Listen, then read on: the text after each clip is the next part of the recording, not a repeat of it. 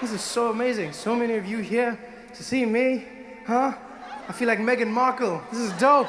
Because they come from different worlds, you know? Her mom is black, his family's super white, she's an actress, he's on welfare. Last week, Prince Harry and Meghan Markle announced that they're no longer going to be on the family phone plan anymore.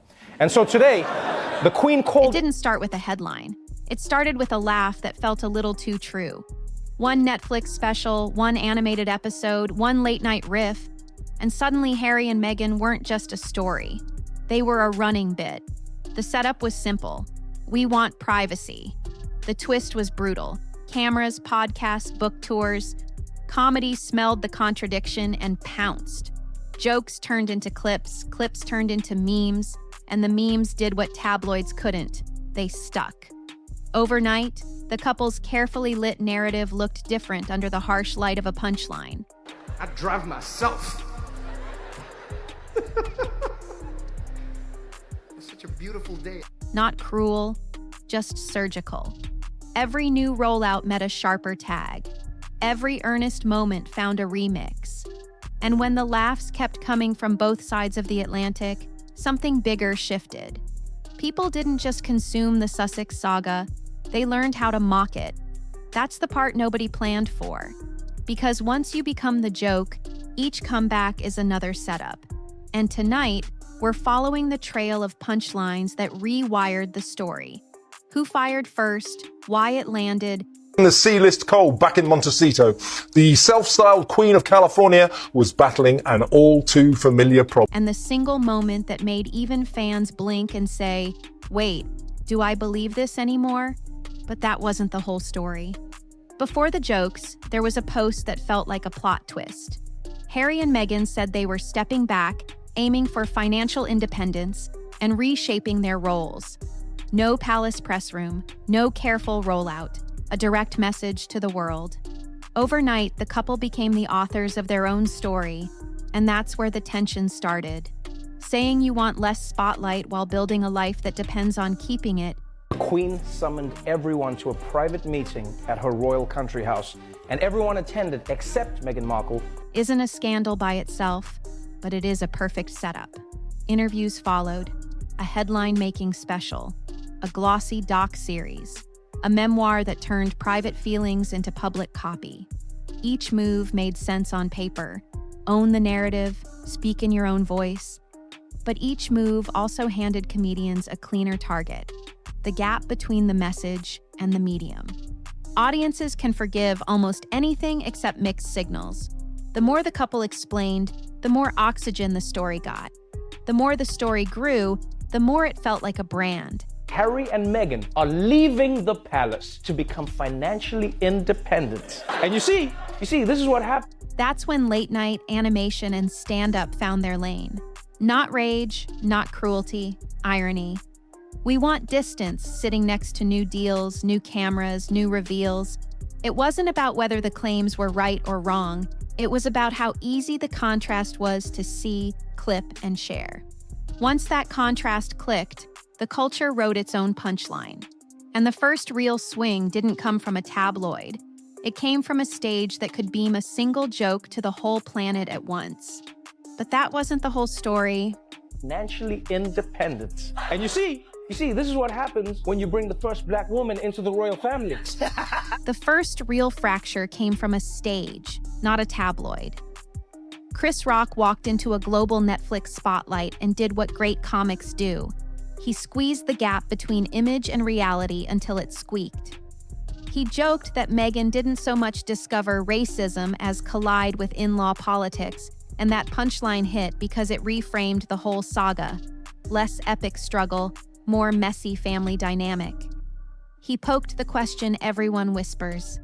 How much of this is cruel tradition, and how much is clout math? Spit Meghan and Harry back out as punchlines. TikTok edits, Twitter threads, YouTube parodies, suddenly, The laugh wasn't just about Meghan. It was about the contradiction people felt but hadn't articulated. Rock's angle was surgical. If you build your brand on privacy, broadcasting every beat invites a different verdict. Overnight, clips from that special became the shareable shorthand for the Sussex story. Not fury, not hate. a knowing smirk that said, "We see the play." And once a single joke crystallizes a narrative, it travels faster than any press release. Late night picked it up. Podcasts echoed it. I was instantly enraged from this 10-second clip. It just annoyed me. And so I want you to listen to this. Timelines filled with hot takes and micro clips. The couple wasn't just being discussed, they were being summarized. And summaries are brutal. They flatten nuance into a meme that sticks. But that wasn't the last escalation, because animation turned a smirk into a stamp. Then animation did what stand-up couldn't. It made the contradiction permanent. In a single episode, South Park boiled the Sussex narrative down to a 4-word loop. "We want privacy," and marched it through louder stunts, bigger billboards, and a world tour of self-promo. This is huge. Harry and Meghan are leaving the palace to become financially independent. It wasn't subtle, and that was the point. The show turned a complex media strategy into a stick figure you could point at. Overnight, the couple's story stopped being an argument and became a template. Creators clipped the episode, stitched it with real interviews, and suddenly the joke wrote itself. The more they insisted on boundaries, the larger the spotlight looked. What really stung was the timing. The episode didn't chase a scandal, it framed a pattern. No legal back and forth could undo it because the internet wasn't debating facts. It was reenacting a bit. Yeah. She looked at Harry and she was like, "You need to get a job. You need a job." TikToks repeated the chorus. YouTube edits remixed the scenes with press tour footage. Even a rumor about, "Are they going to sue?" became part of the gag, since denying it only kept the clip in circulation. That's the vicious math of memes. Once your brand becomes a catchphrase, every new project reads like a punchline. And across the Atlantic, a tougher crowd was warming up. Because in Britain, satire doesn't just poke, it piles on. Across the pond, the cadence changed. In the US, big moments set the tone. In the world of glitz and glamour, the Grammy Awards have always been a highly anticipated event where music's biggest stars. One special, one sketch, one viral riff. In Britain, it was the drum beat. Panel shows, radio quips, sketch nights, and puppet satire turned the Sussex story into a weekly exercise in precision. The jokes weren't louder, they were tighter. Less outrage, more eyebrow raise. Less gotcha, more of course. And that mood matters, because when a culture decides your contradictions are obvious, the laughs arrive before the setup is finished. What made the British approach so ruthless was the repetition. That information came direct from Meghan's ex-husband, Trevor via each fresh headline, brand update, podcast tease, photo shoot, charity rollout, slotted neatly into an existing frame. Hosts didn't have to retell the backstory. They just nudged the audience toward the running bits everyone already knew. The privacy but press tour line, the jobless prince line, the glossy sincerity line. That's powerful television, when the crowd can predict the punchline and still wants to hear the exact wording. It trains people to see patterns and to dismiss the exceptions as PR. Around herself. Damn, Harry and Meghan are losing their titles? That's the most embarrassing royal loss since William's hairline. There's also a national ingredient US late night can't replicate: Britain's comfort with tweaking its own institutions. The monarchy isn't off limits, it's raw material. British satire layered that instinct onto a celebrity couple who kept supplying new footage, new quotes, new ventures. The result wasn't a single takedown. It was a character Bible written in public. Meghan became the hyper-competent strategist whose speeches about balance clashed with deluxe staging. Harry became the earnest man drifting between causes and media formats. Everyone is wondering what they'll do to support themselves without any of that royal cash. Well, good news, Meghan's Forever searching for a lane that didn't look borrowed. Neither caricature needed shouting. A puppet smirk or a deadpan one-liner did the work. Then came the museum-level signals, the kind that tell you a joke has outgrown comedy slots. Wax figures moved between palace and Hollywood themes. Magazine covers positioned the couple not as royal outliers, but as industry players. That repositioning didn't condemn them, it reclassified them. And once you're cataloged as entertainment first, of Harry and Meghan on their very first tour. Finally, the gravitas is something you have to borrow, not something audiences grant by default. The tabloid PR loop amplified it. British papers love a cycle, and the satirists harvested it. A glowing profile landed on the breakfast shows. A teasing brand rumor appeared on the evening panels. A luxury photo drop got clipped into a 3-second visual gag at night. No single moment was devastating. The accumulation was. The couple's message kept meeting the same mirror. Polished, ambitious, strangely out of sync with the promise of stepping back. What happens when one of the most polarizing figures in late-night television decides to corner a member of the royal... That's why the UK phase left a longer bruise. American comedy made the contradictions famous. British comedy made them habitual. And once a habit forms, every new announcement doesn't reset your story. It reactivates it. Which is why the next cultural cue hit harder than a headline. When institutions start rearranging you like set pieces, the laugh track isn't just in studios anymore. It's embedded in how people look at you. But the clearest proof that the mood had shifted didn't come from a joke at all. It showed up in the numbers. Under a lot of pressure right now because they kind of f***ed up their whole thing. You know, they kind of went way too hard. You know a narrative has shifted when the museums keep up. One day, the wax versions stood with crowns and crests. The next, curators nudged them toward the celebrity wing. Less dynasty, more industry. It wasn't scandal, it was labeling. A quiet card under the glass that said, not state, entertainment. That's how pop culture tells you what you are now. Without a headline, without an argument, just a new context that makes the old context feel like a costume. Television followed the same logic. Live comedy hits fast, scripted parody hits deep. The friend of the Duchess of Sussex, Oprah Winfrey. Before commenting, let's look at the excerpt from the opening monologue in which joke. Animated caricatures and glossy comedies didn't ask if the couple were right or wrong. They asked if the brand made sense. When the answer came back as a smirk, it stuck. Repeats, reruns, reaction videos, each pass sanded off another layer of seriousness. Soon, the silhouette alone carried meaning.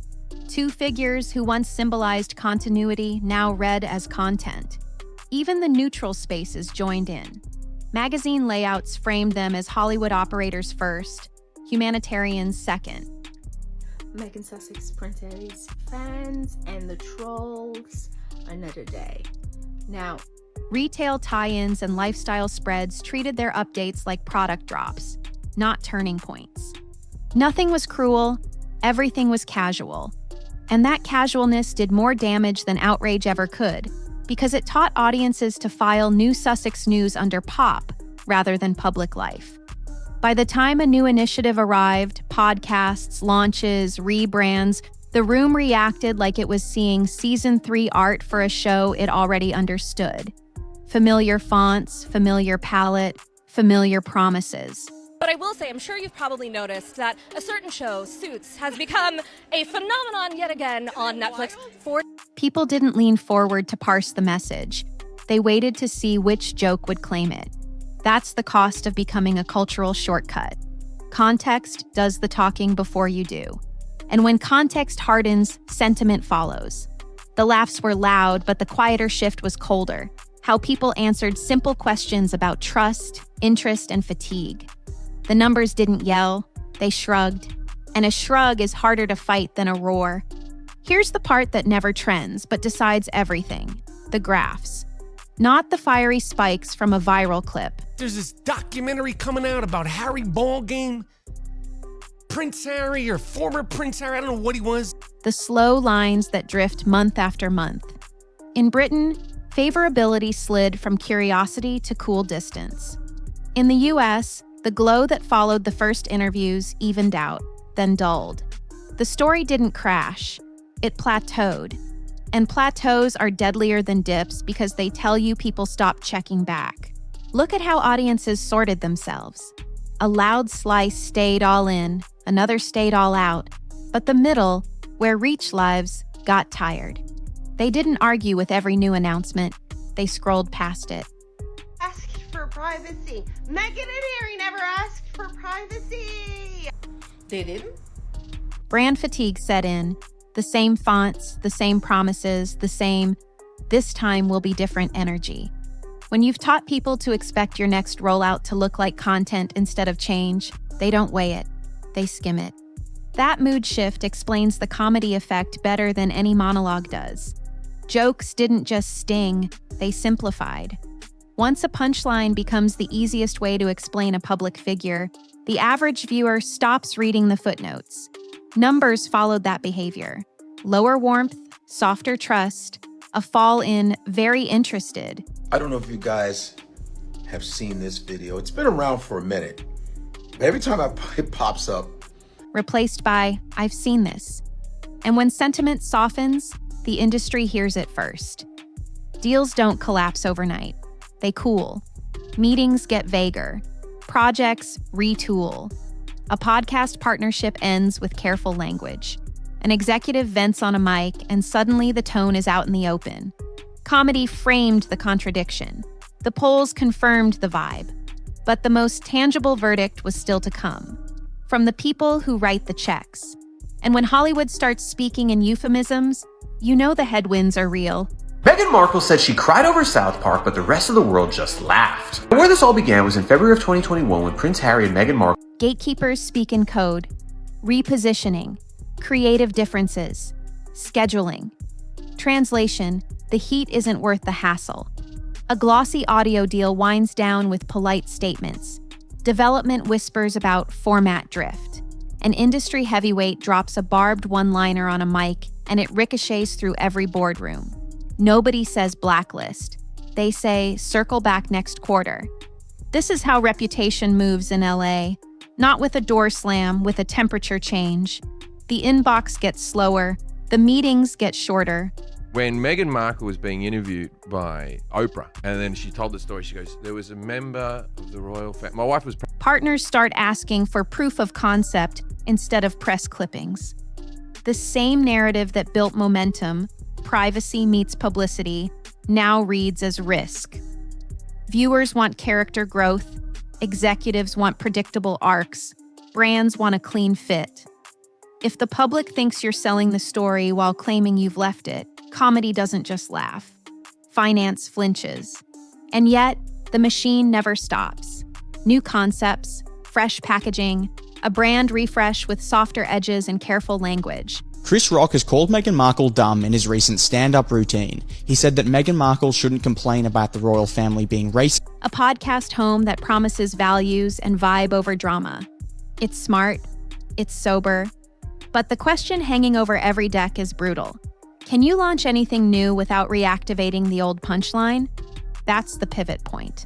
Not a scandal, a strategy problem. How do you break a meme that explains you faster than your message does? The answer lives in the next move, the rebrand that either resets the frame or feeds it. And that's where this story tightens. A reset arrived dressed like humility. TMZ Live, Harvey Levin here. Charles here. So, Meghan and Harry had quite the night. It started out very... The name got quieter, the palette lost its gloss, and the copy moved from declarative to conversational. Fewer slogans, more sentences.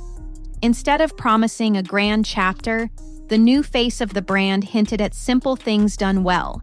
Textures, small batch moments, a mood that says, we're making instead of we're explaining. It was the right instinct, because the only exit from a meme is proof. Not posts, not trailers, proof. The logic is straightforward. Hi everybody, it's Michelle, and welcome back to the Royal Daily Tea. If the old era was fueled by confession and cameras, the new era has to be fueled by work other people can touch. That means products you can hold, ideas you can use, and projects that show up where they're needed rather than where they trend. It also means changing the cadence. No more runway-length teasers. Fewer big reveals that train the internet to sharpen knives, quiet builds, then clean drops. Let the thing arrive before the narrative does. There's a second, harder shift. Step out of the center of the frame. Under the dim light of a late winter afternoon, the gilded doors of Buckingham Palace stood motionless, a facade of royal calm. Spotlight used to be the engine. Now it's the liability. So the microphone pivots, from memoir to maker. Conversations with builders, founders, researchers, and operators move the focus from our saga to their systems. The test isn't whether the chats chart, it's whether the guests leave with bigger audiences and the listeners leave with usable playbooks.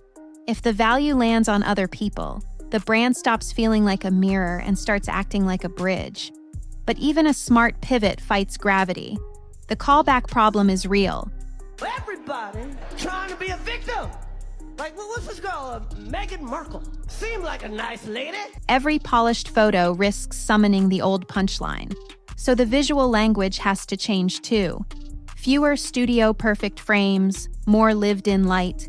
Less launch day styling, more mid-process texture. Page layouts that breathe. Captions that sound like humans. And above all, restraint. The internet cannot parody what you never over-explain. Execution beats intention. Proof over promise. Ship small, ship real, ship again. A calendar of quiet releases outperforms a single crescendo. Meghan Markle. Seemed like a nice lady. Just complaining. I was like, didn't she hit the light skin lottery? Third-party validation. Let chefs, makers, and community orgs carry the receipts. If they adopt it, the audience will too. Reverse PR. Seed with micro-creators who care about the craft, not the spectacle. If 10 tiny channels love it, one major outlet will wander in later. Measured philanthropy. Tie drops to specific audited outcomes. Not awareness, but X kitchens outfitted, Y apprentices paid. Post the receipts without confetti. No comeback language. It was so many months of talks after so many years of challenges. And I know I haven't always gotten it right. Comebacks are plot devices. This is not a plot, it's a practice. Let consistency write the headline. Time discipline. 6 to 12 months of this, unbroken. Every break in tone reopens the old loop. The audio lane can help if it resists the urge to orbit the origin story. Bring on guests who are not there to validate a narrative, but to teach. Keep the conversations short, dense, and replayable. End each episode with a tool, a checklist, a contact, something the listener can use before the next upload. I watched every episode of the Meghan Markle Netflix show, so you don't have to. Now, a lot of people made a big deal about Meghan correcting Mindy Kaling on her. If listeners show up for utility instead of curiosity, interest becomes habit, and habit survives headwinds. There's also a retail truth the internet forgets. Satisfaction scales slower than clicks, but lasts longer. If the product is honest, ingredients that match the label, craftsmanship you can see, the story starts to live in kitchens, offices, and backpacks instead of on timelines. That's unglamorous. It's also how reputations recover, by becoming useful again. This isn't about hiding. South Park is back at it again, and this time, Meghan Markle is firmly in their sights after the chaos surrounding her latest viral video. It's about changing the ratio. Less tell, more do. If the new chapter resists spectacle and practices silence between drops, the culture will eventually get bored of the old bit and pay attention to what's in their hands. That's the real gamble here. Not a new logo or a softer serif, but a different metabolism. One that feeds on delivery instead of attention. The question hanging over it all is simple and brutal. Can the work arrive faster than the commentary? If yes, the frame resets. If not, ginger-headed man that she's married to. But let me tell you something, like I said in that video, I don't dislike Meghan Markle, nor am I like every rollout is just a rerun with better lighting. And what happens next will make it obvious whether this was a fresh coat of paint or a rebuild down to the studs. So here's where we land. A palace statement became a pipeline of punchlines, and the punchlines did something headlines rarely do. They simplified the whole saga into a single portable idea. We want space, meaning we need the stage. That friction powered 1,000 jokes. Then the jokes trained the audience to see the pattern before the couple even spoke. The US gave it volume, the UK gave it rhythm, and the internet made it permanent. Chris Rock going after Meghan Markle. I wish I could play the clip for you, but you could take that up with Netflix. And again, it's not as funny whenever you read from... Once a story turns into a shorthand, you don't argue it off the timeline. You outproduce it in the real world. If there's a path forward, it doesn't run through a brighter spotlight. It runs through smaller rooms, steadier work, and receipts that don't need a caption. That's the quiet truth underneath the noise. Narratives change when the inputs change. Not with one grand reveal, but with a new metabolism. Fewer announcements, more outcomes. Fewer declarations, more delivery. If that reset holds, the old joke gets boring. If it slips, the loop restarts and the punchline writes itself. Okay, let's talk about what everyone's talking about. Harry and Meghan, the Netflix doc. He sent her an Instagram saying... Either way, the lesson is bigger than two people. In an age where attention is a currency, the bill comes due in context.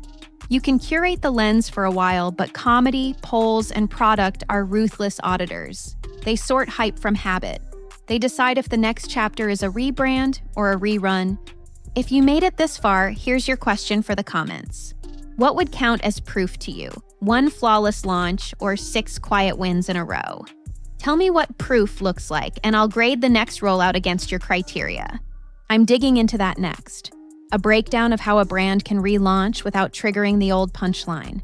The exact cadence, the visual language, and the first 3 drops that could reset the frame. If you want that playbook, tap follow so it finds you the second it's live.